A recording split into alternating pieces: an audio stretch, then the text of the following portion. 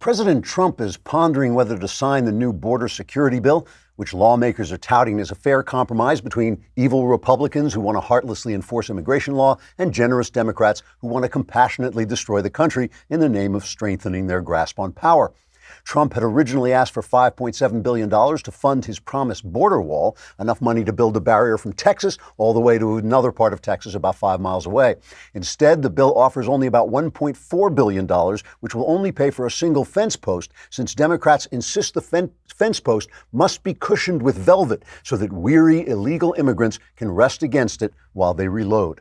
Vicious Jew-hating lunatic and Democrat Congresswoman Ilhan Omar and dishonest communist knucklehead and Democrat Congresswoman Alexandria Occasional Cortex have both called for defunding immigration and customs enforcement in order to ensure the free flow of crime across national borders. But the bill does give some support to ICE agents by promising Democrats will stop calling them nasty names and will just quietly go about the business of undermining their ability to do their jobs.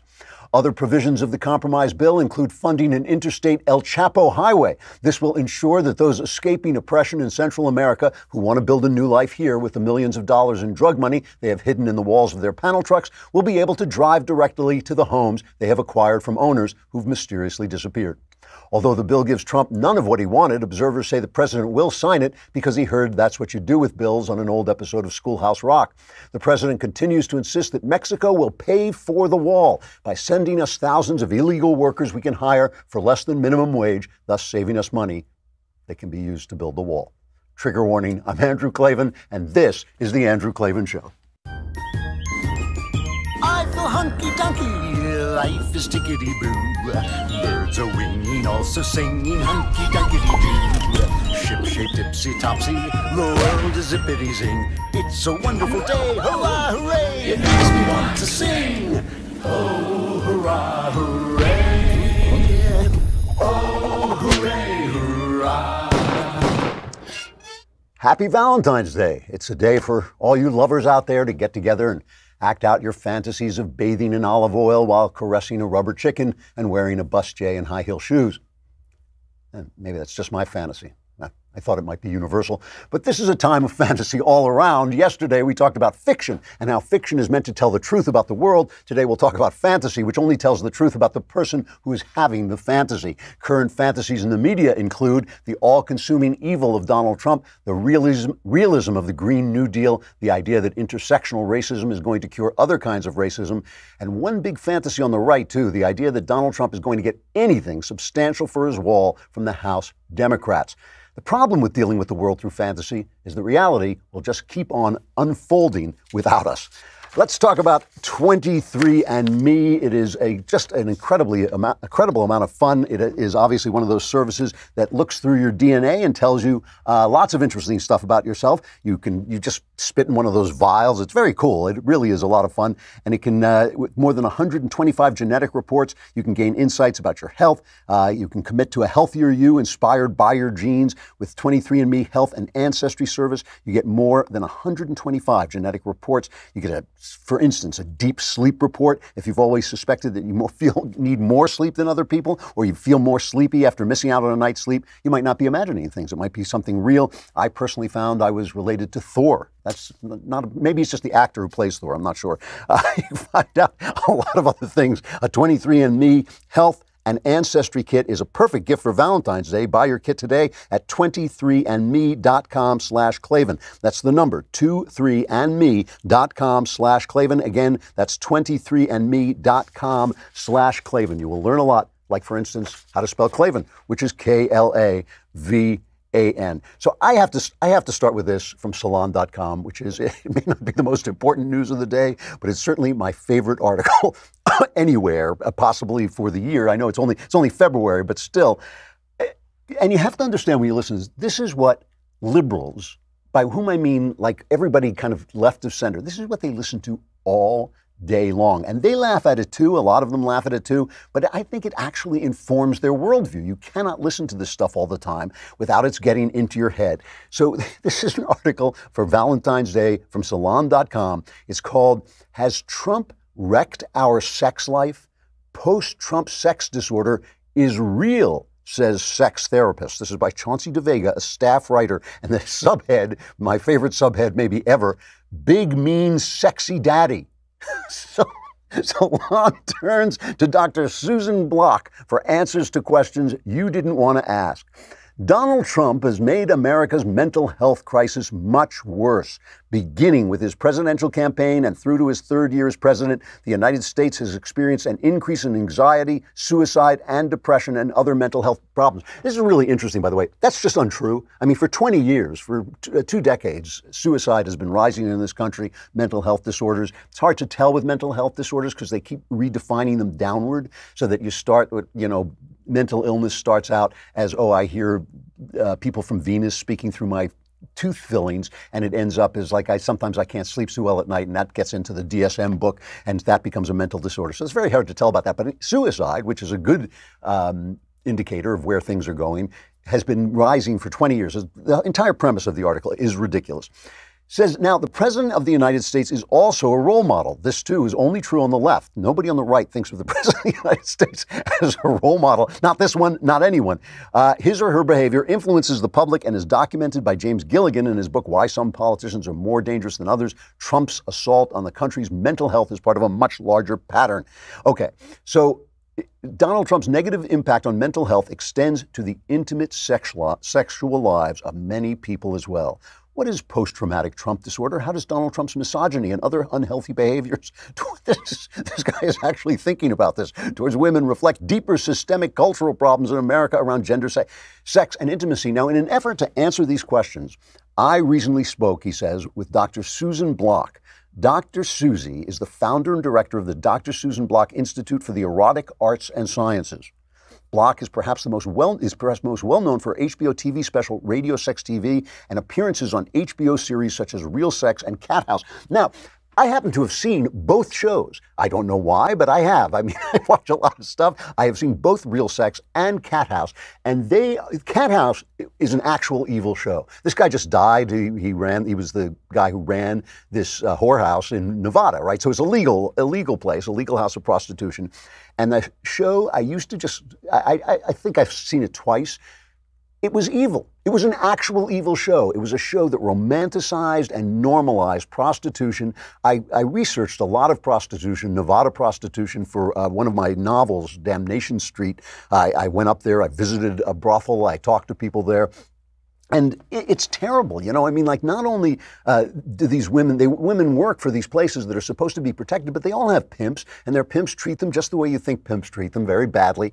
And obviously, prostitution, I think, it arises out of a form of mental illness. In this show, this Cat House it was disgusting. It just kind of made you feel like, it was so much fun. It was an advertisement for this brothel, Real Sex also treats sex like a kind of function of two pieces of meat coming together. It's just it's the kind of thing you would expect from TV, from cable TV, but it's ugly. So that's who they're talking to. So here's the Q&A. How has the age of Trump impacted the American people's collective mental health and also their intimate lives? So you're listening to a woman who is selling this vision, this amoral, inhuman vision of sexuality. That's their expert at salon.com. And she says, it's had a big impact. For some people, Trump's campaign and presidency has created a type of post-Trump sex disorder. Trump has created feelings of fear, loathing, and nausea. People just don't want to have sex because Donald Trump is president. This would I haven't noticed this, but maybe I'm just missing something. This would mainly be seen with women who are just appalled at how creepy Trump is. Maybe they shouldn't have sex with Donald Trump. He takes what is often a positive male attribute of confidence and pushes it way over the line into rape-like and rape-entitled kind of arrogance. They don't really like to talk. The news is full of stories about bad sex, she goes on to say. So she goes on, she says, yes, Donald Trump is a turnoff for many people. But for some people, and here's the crux of the biscuit, folks, for some people, they are turned on and titillated by Donald Trump. They are not suffering from post-Trump sexual disorder. Sex does not always turn us on the way we think it ought to. A lot of people are attracted to bad boys. I emphasize people because it is both men and women who are aroused and attracted to and titillated by Donald Trump. I guess Trump was right when he said, when you're a celebrity, they'll let you grab you. There's definitely a homoerotic attraction for Trump being experienced by his usually very homophobic male supporters. I wonder when the people say these things, nobody ever says to them, could you present your evidence, please? How many people have you interviewed? What surveys have you looked at? What studies have you done? Both men and women really do find Trump to be an appealing bad boy and evil daddy who's really hot. Evil is fascinating. As you said previously, Donald Trump is a cult leader and Charles Manson-like figure. Anyway, I'd lead with this because I think it's important when you look at the news that this is what is actually inside these people's head. This is real. I know that a lot of them are laughing it off or just saying this, but it actually is this idea that somehow, first of all, it tells you about how much the left identifies with the government, that you would let what the President of the United States is like affect your sex life, your life with your, assuming you have a partner and you're not going to the cat house in HBO, that you would let Donald Trump say, honey, not tonight, Donald Trump. Not tonight, I have a president. Not tonight, Donald Trump is just too mean for me to make love to you. I'm sorry, I can't do it. Or, hey, did you see that rape-like Charles Manson president? Come here, baby. I just want to say that when you're listening to the news, these are the people you're listening to. Protolis, let me tell you, if you have never had plantar fasciitis, let me tell you, do not get it. I had it. It kind of lingers. It's not like you ever quite get rid of it. It is one of the most painful experiences you can have. It is awful. And one of the things you do to treat it is you wear insoles. And in fact, this is really true. The way you stand and the way your feet are adjusted have big effects on your back and your whole carriage and everything, body muscle tightness, other issues, your knees, your hips. All of that is affected by the way you stand. And Protolis are these really, really creative and advanced insoles that you put in your shoes. I wear them in my hiking boots. I wear them in my sneakers. I wear them whenever I'm doing any kind of extensive walking. They are really comfortable. They really make you feel better all around. They've got over 1 million happy customers and a 97% success rate solving the problems that people have with their feet. This week only, my listeners can save $30 on every pair of Protolis insoles at Protalus.com. Protalus.com. Enter WIRE30, the word wire and the number 30 at checkout. That's one of the lowest prices of the year exclusively for our loyal listeners, plus shipping is free. And if you buy 2 or more pair, they will upgrade you to free expedited shipping. Give Protalus insoles a try and experience the difference. More comfort, more energy, more life. They have a 90-day money-back, hassle-free guarantee, so you have nothing to lose except the pain. That's at Protalus.com, Protalus.com, promo code WIRE30 to save $30 on every pair of Protalus insoles. They really do work. They're just really comfortable and nice. So Donald Trump is so evil that he is affecting, it's just not going to be Valentine's Day this year. Valentine's Day is canceled because Donald Trump is president. This leads to this story that they are not covering. They're talking about Fantasies, the fantasy that there was some kind of Russian collusion. Andrew McCabe has now given, they're always saying this is a bombshell, that's a bombshell. This is a bombshell. He was going to be on 60 Minutes this week, and this is the guy, right, who replaced James Comey as head of the FBI and then himself was kicked out and has been charged with all kinds of things, all kinds of untruths. He says that after Trump fired James Comey, he went back and started the Russia investigation. This is cut number 5.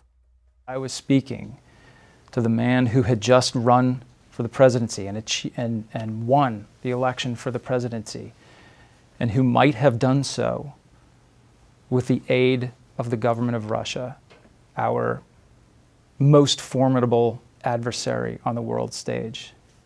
And that was something that troubled me greatly. How long was it after that you decided to start the obstruction of justice and counterintelligence investigations involving the president? I think the next day I met with the team investigating the Russia cases, and I asked the team to go back and conduct an assessment to determine where are we with these efforts and what steps do we need to take going forward. I was very concerned that I was able to put the Russia case on absolutely solid ground in an indelible fashion, that were I removed quickly or reassigned or fired, that the case could not be closed or vanish in the night without a trace. I wanted to make sure that our case was on solid ground, and if somebody came in behind me and closed it and tried to walk away from it, they would not be able to do that without creating a record of why they'd made that decision. You wanted a documentary record. That's right. That those investigations had begun because you feared that they would be made to go away. That's exactly right. If I ran the world, 2 cops would have come in and arrested McCabe on the strength of that confession. They would have kicked open the door, picked him up under his arm, carried him out, put him in jail on the strength of that confession. And he just confessed to violating every principle of American governance, every one. I mean, it's an amazing thing. First, the idea that Trump was in line somehow with Russia was based on the fact that they didn't like Trump's policy, that he kept saying, I think it would be a good thing if I were friendly with Putin. I think it would be a good thing. Obama said the same thing. George W. Bush said the same thing. I said at the time, I said here at the time, I don't think that that is going to be possible because I think Putin is a gangster, but it's certainly not criminal. What he is saying, he disagreed with Donald Trump's policy, and he felt that that was enough for the FBI to take action. Then it is the fact that James Comey was fired. Now you have to remember this. He was talking about obstruction of justice. That's what he said. That's what he's talking to Scott Pelley about there. That he was investigating him for obstruction of justice. Obstruction of justice has to be something you do through crime. The thing you do to obstruct justice has to be criminal in and of itself. Donald Trump, James Comey works at the pleasure of Donald Trump. Donald Trump could have fired him because he did not like his tie. Don't like the way you tie your shoes, James? Get out. That would not have been obstruction of justice, even if in his secret fantasies he was getting rid of him to obstruct the investigation. This is an amazing confession. This actually is a bombshell to show you how dirty these guys are. And the fact that CBS is reporting this and they were kind of talking about it as if it were somehow viable, as if it were somehow all right. And then he goes on to say that he actually was considering getting together with people, that the DOJ, in fact, was considering getting together with people with Trump's cabinet to dump Trump on the basis that he was unfit to serve. Here it is.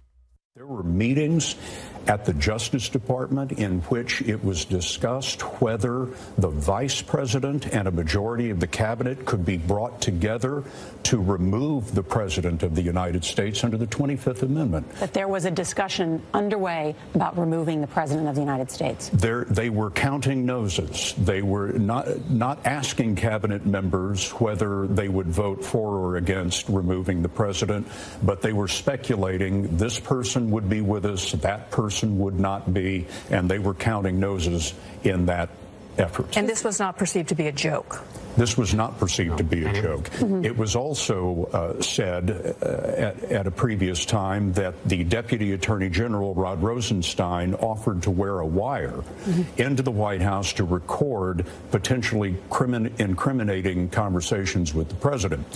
A statement was released after that was never serious, it was sarcastic, etc. McCabe, in our interview, says no. It came up more than once, and it was so serious that he took it to the lawyers at the FBI to discuss it.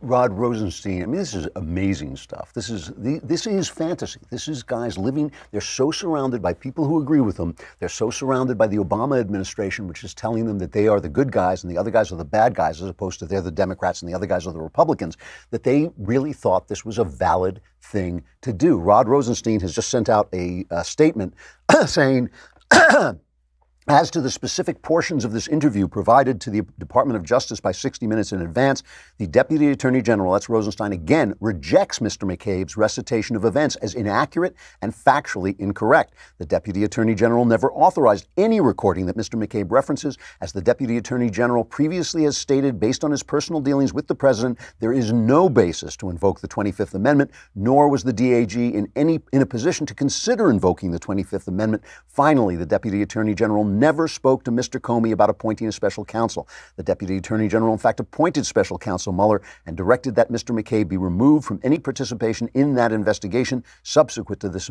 removal, DOJ's Inspector General found that Mr. McCabe did not tell the truth to federal authorities on multiple occasions, leading to his termination from the FBI. So somebody is lying. Somebody is lying. And listen, this is the scandal. There is no Russian collusion. The Russian collusion is a fantasy. This is the scandal, and this is the thing that's not being covered, and it's a disaster. I mean, it is a disaster for journalism. As I've said repeatedly, I don't really have a problem with the way journalists cover Donald Trump. I have a problem with the way they cover Donald Trump after the way they covered Barack Obama. When you cover one guy as if he's Jesus and the other guy as if he's Satan, when they're just a pair of politicians, both of them with flaws, both of them doing things that the other side is not going to like, you have given up your worthiness of our trust. You have sold your worthiness to our trust. The fact that this is not the story, that this scandal is not the story, that they have wasted our time with this Trump-Russia collusion thing instead of this, which is everything, which is really the abuse that went on and really a significant tell of what the Obama administration was like and how Obama turned our national government into a Democrat machine. That to me is just amazing, and I think American journalism may never recover from it. By which I mean that it's going to have to be reformed. You cannot go on in a free nation with a press that simply will not report the news it doesn't like, you know. And listen, this is true of the Green New Deal, right? The Green New Deal comes out, which is essentially saying, oh, the weather is so bad we need socialism. I mean, that's the Green New Deal. You know, it's kind of warm, let's have socialism. It's kind of warm, let's give up our freedoms. It's, you know, the climate's a little changed, let's give up all our freedoms. That's what it is. They bring out that FAQ, that position paper that Alexandria Occasional Cortex puts out. People make fun of it because it's about cows passing gas and getting rid of all air travel, and they're going to replace airplanes with fast trains and all this stuff, all this nonsense. They're going to give a job to people who are unwilling to work. Even people who are unwilling to work will be able to make a living wage. You don't have to work at all. It's just this kind of ranting, this kind of stupid ranting from this empty-headed woman. I mean, she is just a bubblehead. Suddenly, this thing disappears. The New York Times actually runs the Republicans pounce headline. The problem is not the document. The problem is that the Republicans are picking on it. And then the whole thing disappears. And Tom Cotton was on Hugh Hewitt's show and just said, this is like, it is Stalin-esque, the way the press is behaving. This is a classic example of a gaffe being when you say what you really mean. I understand the Democrats that proposed this immediately tried to retract that white paper that went along with their resolution, and too many people in the media have been complicit in the Stalin-like or 1984 technique of disappearing it, sending it down the memory hole. But this is where their heart lies. They believe that Americans driving around in trucks on farms or commuting from the suburbs where they can have a decent home into the city to get a job to work are a fundamental threat to the world, and they have to have the power and the control of those Americans' lives to implement their radical vision for humanity. That is the key, because Joe Manchin was on. I think it's CNN, I'm not sure. He was on, and he's from West Virginia, right? So he's got a problem. Yeah, it's on CNN with Chris Cuomo. He's got a problem because it's a big Trump state and it's a big coal state. So he's looking at this thing going like, oh, good, bankrupt my state. That's just what I need. That's how I'm going to run on that. I'm going to win re-election on that. And listen to what he says about the Green New Deal. The Green New Deal was a dream. It's not a deal. It's a dream. And that's fine. People should have dreams. In the perfect world, what they would like to see. I got to work with the realities, and I got to work the practical, what I have in front of me. I got to make sure our country has affordable, dependable, reliable energy 24/7. But you can't just be a denier and say, well, I'm not going to use coal, I'm not going to use natural gas, I'm not going to use oil. And you have to understand also the climate. When we talk about global climate, Chris, it's the globe. It's not North American climate, it's not the United States climate, it's the globe. How do we bring on China and India and everybody else who are great uses of carbon right now and polluters of carbon to be carbon free also by using technology? He says it's a dream, but what is the dream? What is the dream? Is the dream, that the weather's going to be perfect, that there's not going to be any... Let's think about this for a minute, because sometimes, people say, oh, the ends don't justify the means, but my question is always, what's the ends? Because sometimes the ends justify the means, but what is the end here? What are they looking for? There's a piece in the New York Times, a former newspaper, on Knucklehead Row, where the stupidest people who can actually write go to express their opinions. So let's take a trip to the New York Times and Knucklehead Row. Oh, hey, hey, oh, hey, ho, let's go waltzing down to Knucklehead Row. So, first of all, the piece is by Jedediah Britton Purdy, and the Green New Deal is what realistic environmental policy looks like. And it has this picture. Do we have the picture from this? Yeah, there it is. It's people wearing T-shirts that says, I have a right to a good job and a livable future. Somebody who was wearing that T-shirt didn't have a father, or didn't have a very good father, someone to tell him, you know what, the world doesn't owe you a living. The world does not owe you a living. You go out and make the living, because otherwise you're living off people who did. I mean, this is the thing. When people talk about billionaires and this guy's too rich, it's because he took the risks. He made the investments. Some people risked their lives. They bet their lives that they could make a fortune, and they did. And now these people are saying, oh, yes, but I have a right to what you have. I didn't bet anything. I didn't do any work. I haven't done anything except stand there with a T-shirt and my fist in the air, but I deserve this too. And the guy writes, he says, the deeper point of the Green New Deal is that any economic policy is a jobs policy. The oil and gas sector provides at least 1.4 million American jobs, more if you believe industry estimates, and depends on public subsidies and infrastructure. You might say that producing the disaster of global climate change has taken a lot of economic policy and produced a lot of jobs programs.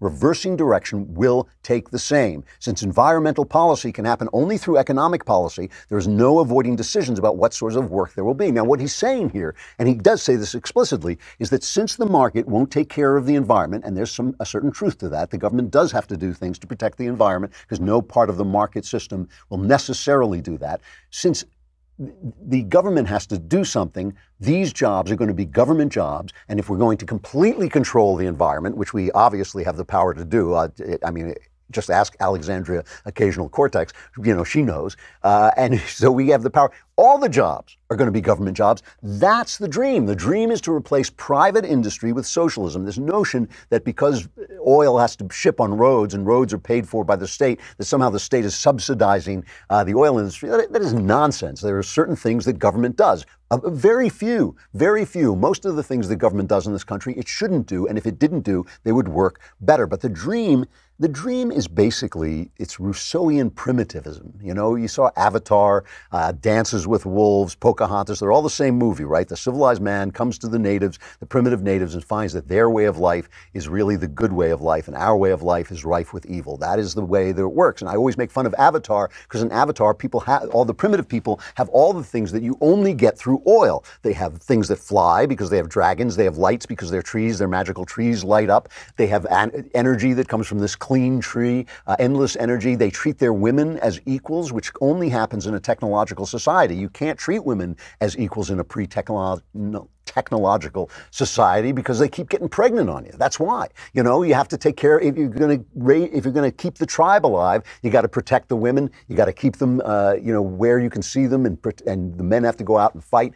All of that stuff, that equality stuff, is all technological, and you need oil to do it. So it's just the dream of primitivism. And I went on Knowles' show and made this joke, but that progressivism is primitivism. I mean, the people with tattoos all over their bodies, with rings in their noses, basically saying we've got to get rid of industry, we've got to get rid of oil, bring back the jungle, and then we'll really have progress, because we'll all be running through the jungle with rings in our noses. That is what progressivism is.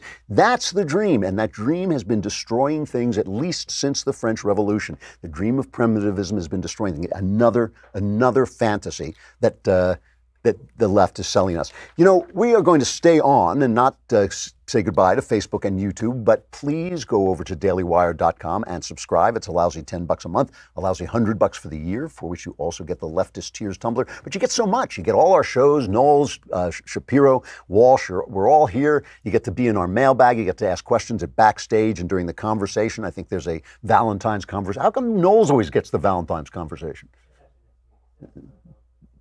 That they put a heart on the ad. I saw it. I see what Knowles is doing, trying to make himself out to be a romantic figure. Never mind.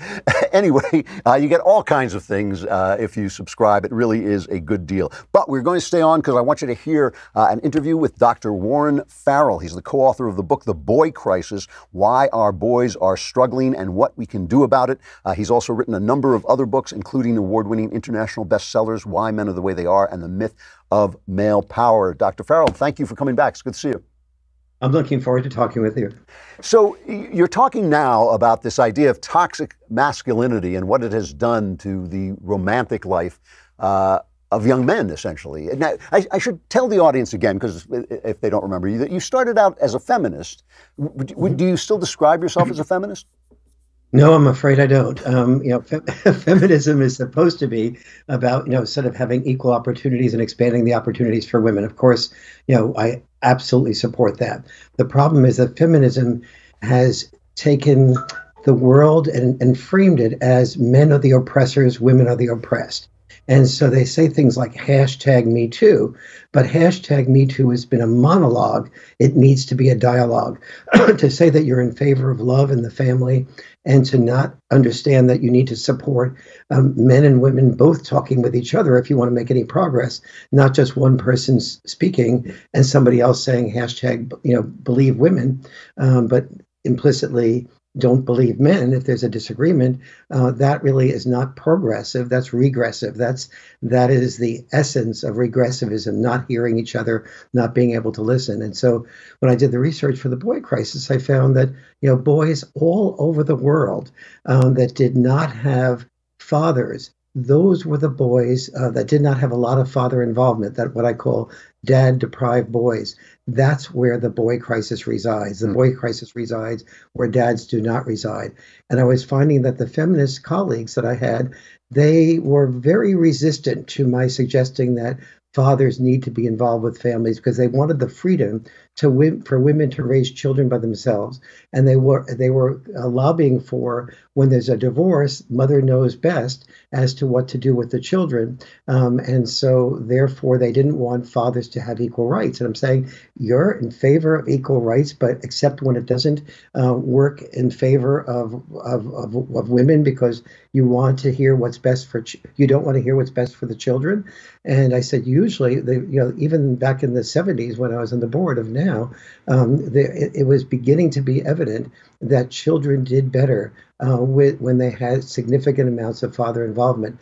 I had no idea until I did the research for the boy crisis that that was much more accurate than I felt. Children do worse in more than 70 different areas when they don't have a significant amount of father involvement. And when I started putting out that information, feminists and liberals just completely shut down to hearing that message. And that deeply disappointed me.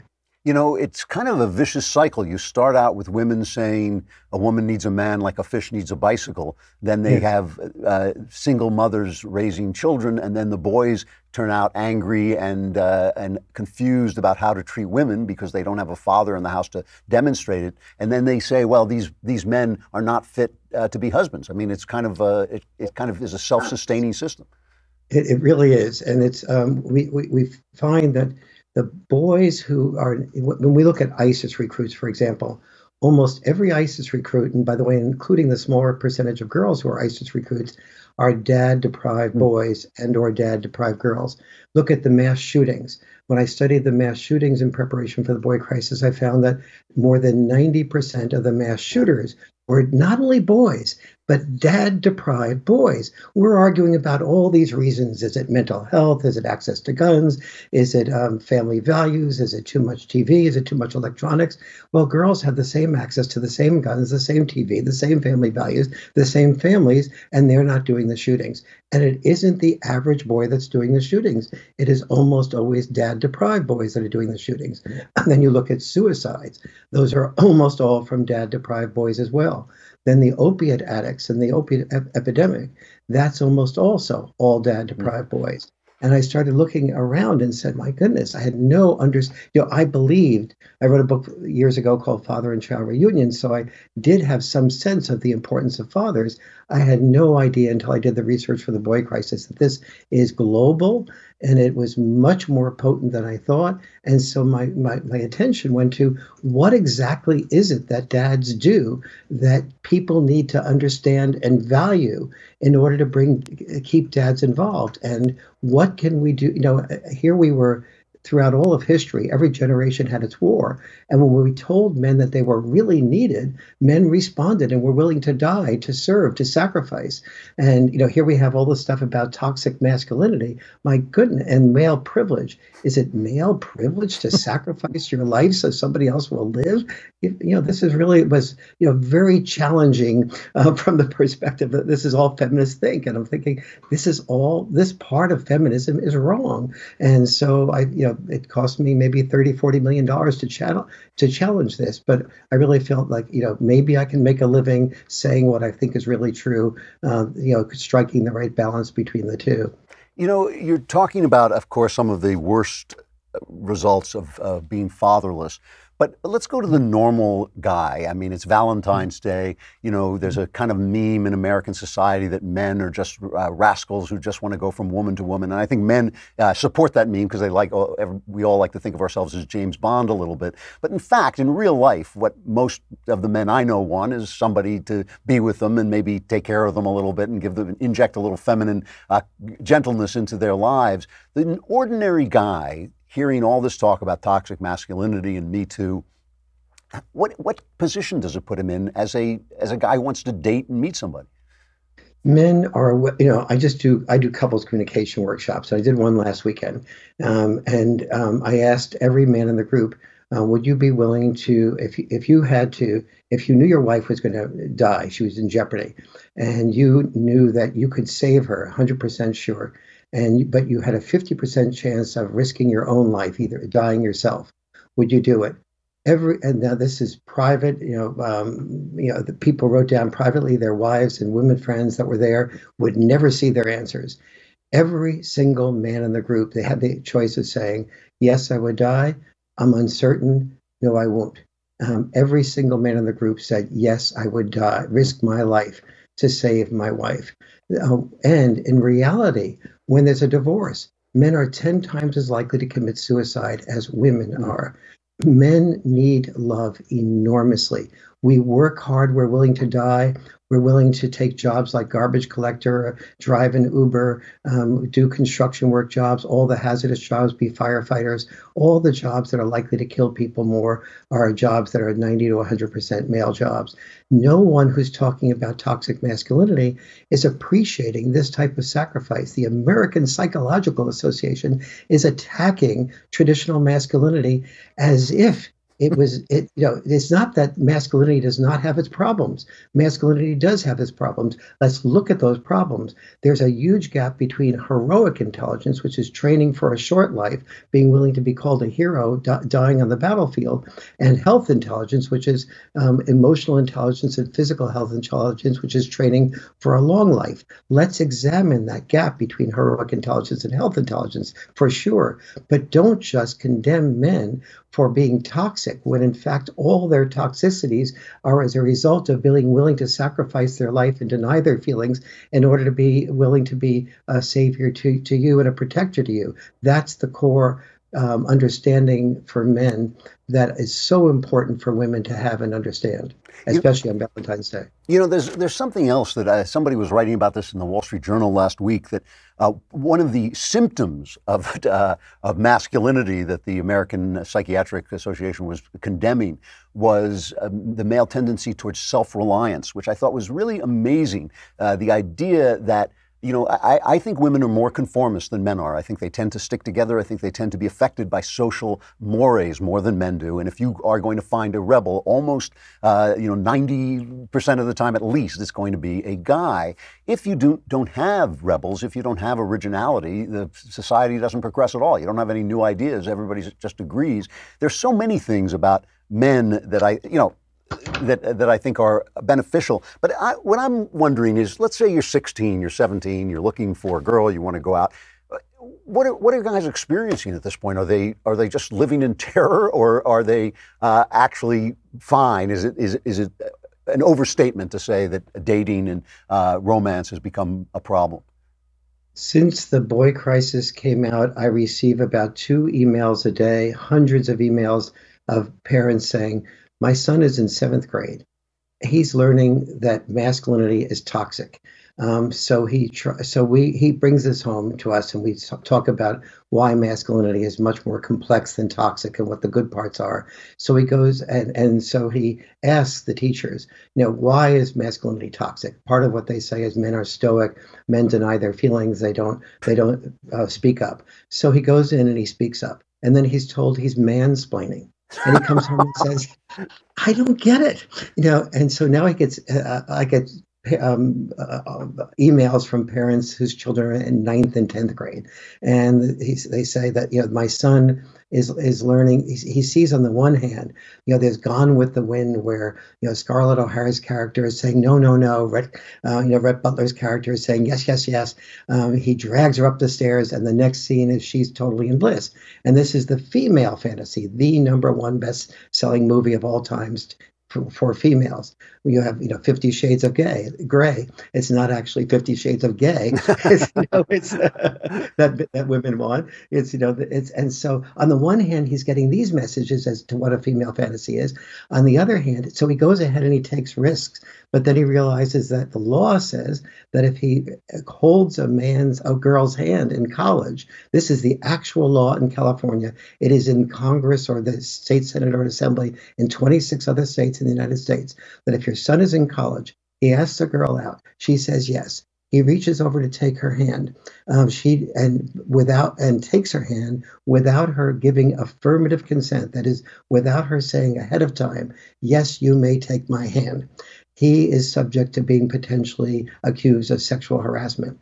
So at the one hand, he's so fearful of moving too quickly, and then when he exercises that caution, the girl or the woman says, I really find you to be very sweet, but it goes around.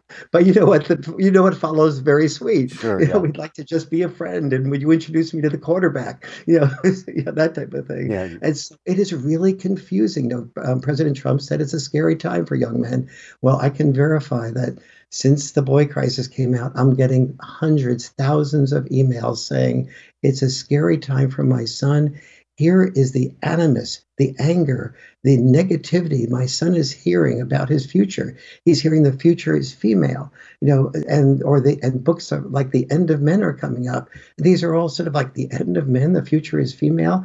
This anticipating the end of men is not exactly an inspiration for our son's life journey. Yeah. Dr. Warren Farrell, the author of The Boy Crisis, Why Our Boys Are Struggling and What We Can Do About It. Thank you very much for coming on. I hope you'll come back and we'll talk again. Absolutely a pleasure and look forward to it. Thanks a lot.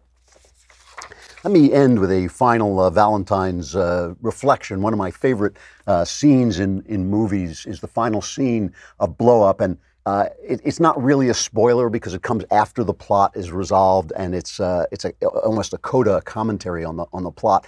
But in this story, it's about a photographer who is looking for the truth about a murder that might or might not have taken place. And at the end, he's taking a walk and reflecting when a group of clowns come by, a group of young people dressed up like clowns, and they start playing tennis with an invisible ball.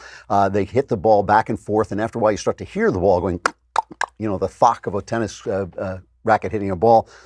And then it rolls away. The imaginary ball rolls away. And they start pointing to the hero, saying, pick up the ball, and throw the ball back. And the hero finally stoops down and picks up the invisible ball, and he vanishes. That's the last frame of the film. He vanishes. And the thing is, when you buy into the fantasies that are prevalent, you vanish into them, you disappear into them, and you lose your own life and the truth about yourself, And that's what culture is like. And culture, people try and impose the culture on you. They tell you, oh, if you're not doing this, you're out of date. You're perpetrating an old injustice. You're violating some kind of morality that we have created in ourselves. And they're always telling you, conform, conform, conform. Be like us. Because if you're not like us, then you're an accusation against them. And when it comes to love, I think this is incredibly misleading and destructive in the current age. I think I look around and I see men afraid to be who they are, just like the doctor was saying. I find that absolutely true. Afraid to express themselves as strong, as confident, as self-reliant, and as nonconformist, as a person who says, you know what, I don't agree with this. I don't agree with this. I hear young men saying, oh, I don't want to say that. I don't want to say this. I don't, and that is the opposite of manhood. I mean, manhood is the ability to be yourself and express yourself and to have integrity about who you really are. And I see women, I talked about this yesterday, and I hope some of you will write in and talk to me about it. I see women dedicating themselves to lives that I am almost virtually certain are going to leave them unfulfilled and unhappy, because that is what the society, that is the fantasy of the society around them, telling them what they should do. That's the life that a very few number of angry, lonely, bitter feminists want for them, and therefore have to impose on them, or otherwise they are an accusation against them. And I just think, this is a moment. Our culture right now is psychopathic. Our culture right now is insane. And I think this is the moment where if you want love, if you want a happy life, you have to break away. If you want love, you have to consult your own desires. You have to consult your own personality. You have to have the courage to say, this is the life I am going to lead. And it's helpful if you can find people who will live that life with you. But all the lies that are told in the news media, all the lies that are told by Hollywood, all the lies that are told you in the university, not one of them, if you add them all together, all of those lies put together do not make up a single truth. The truth is in you. The truth is in the great works that have been written through the ages and that have lasted. Follow that. Follow that if you want to find love, because that's where love lives. All right. This is it. It's the Klavanless weekend. I'm so sorry to leave you here in this chaos and madness and confusion, but go on while I'm gone. Please go on to anotherkingdombook.com and pre-order the book and get the prequel and all the other goodies that come along with it. I would really appreciate it, and I think you will really appreciate it as well. If you make it through the weekend, and I'm giving you about a 50-50 chance, you can come back here on Monday and we will start the week again. I'm Andrew Klavan. This is The Andrew Klavan Show.